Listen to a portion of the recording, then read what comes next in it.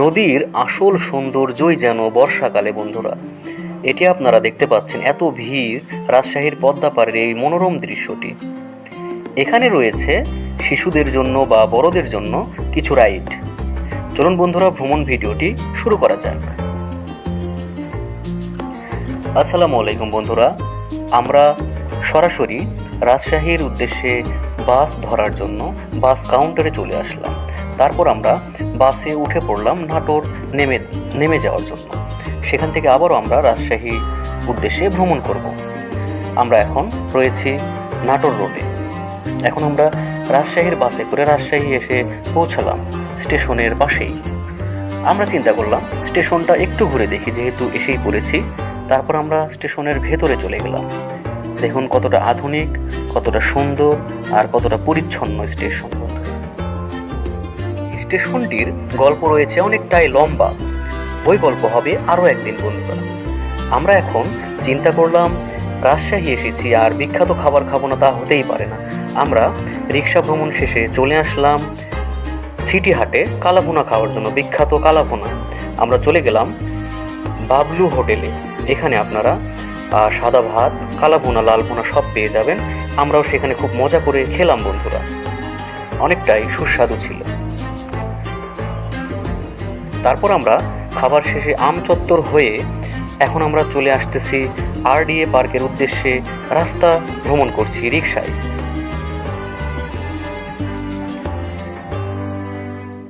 এই পার্কে এন্ট্রি করার জন্য সবার জনপ্রতি টিকিট কাটতে হয় 25 টাকা করে। তো আমরা ছিলাম 3 জন। টিকিট কাটার পরে আমরা প্রবেশ করলাম RDA পার্কে।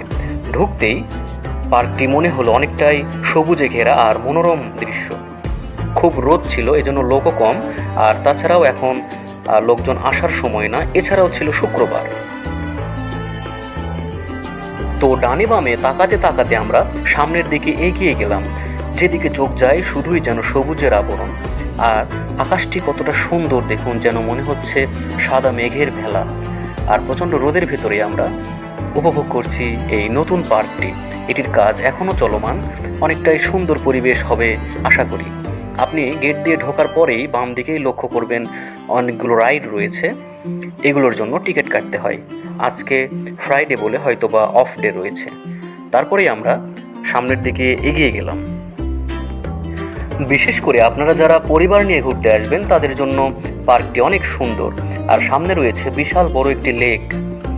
আর বারবারই যেন চোখ চলে যাচ্ছে আকাশের দিকে, অনেকটাই সুন্দর বলে।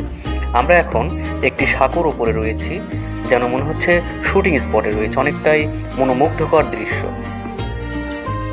তো আপনারা দেখতেই পাচ্ছেন কতটা সুশৃঙ্খল, পরিচ্ছন্ন আর সুন্দর পরিবেশে এই পার্কটি গড়ে উঠেছে। চারিদিকে রয়েছে বড় অট্টালিকা যার পার্কের বাইরে, সেগুলো দেখতেও কেন জানি অনেকটাই সুন্দর লাগছে।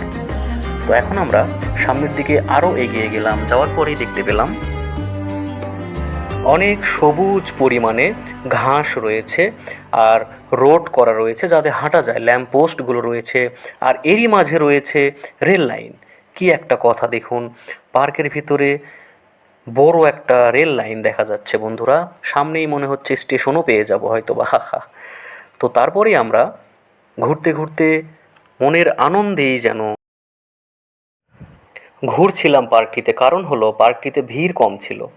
তবে বন্ধুরা, পার্কগুলোতে ভিড় থাকলেই যেন বেশি মজা, কারণ আমরা বুঝতে পারি যে মানুষ উপভোগ করছে, সাথে আমরাও উপভোগ করি। তো আপনারা দেখতেই পাচ্ছেন সামনে রয়েছে খেলনা ট্রেন। এগুলো ছোট বাচ্চাদের জন্য বিশেষ করে। আজকে বন্ধ রয়েছে।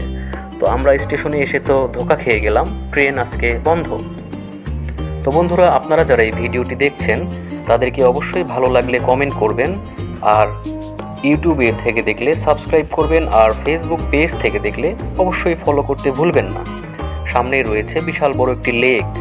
যেন মনের সকল আবেগ যেন এখানে বসলেই আবেগের তাড়নায় সব কথা বেরিয়ে আসে।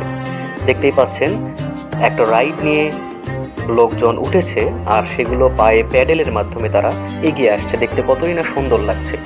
আর এ পাশটাই রয়েছে, অর্থাৎ গেটের অপোজিটে, খুব একটা বড় পার্ক না, তবে অনেকটাই প্রশস্ত। এখানে রয়েছে কিছু স্টল রয়েছে, বসার জায়গা, আর ঘোড়ার তৈরি করা রয়েছে ঘাস দিয়ে। আর এখানে বড় বড় গাছ রয়েছে ছায়ার জন্য।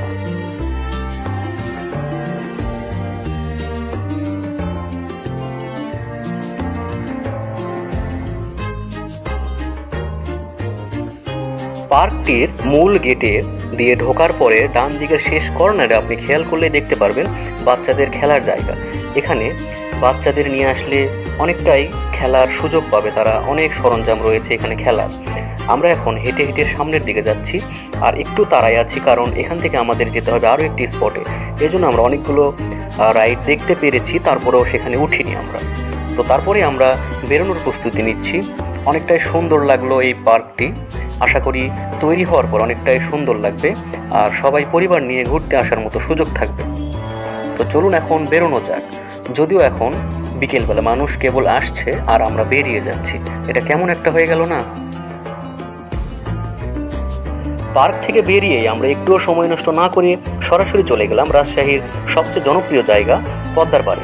দেখুন বন্ধুরা, বিকেলবেলা বলে কথা, আর তার ভিতরে রয়েছে শুক্রবার। সকল মানুষই যেন এখানে এসে আড্ডায় নিমগ্ন রয়েছে। চারিদিকে মানুষ আর মানুষ, আর অথই পানি তো রয়েছেই বন্ধুরা। দেখুন কীরকম জমজমাট আড্ডা চলছে। আর ওপারে বাঁধা রয়েছে স্পিড বোট, যেগুলো ভাড়ার মাধ্যমে চালায়। লোকজন ছবি তুলছে, মজা করছে, অনেকটাই ভালো পরিবেশ। এখন পানি ভরে রয়েছে, আরও বৃষ্টি হলে হয়তোবা আরও বেশি হবে।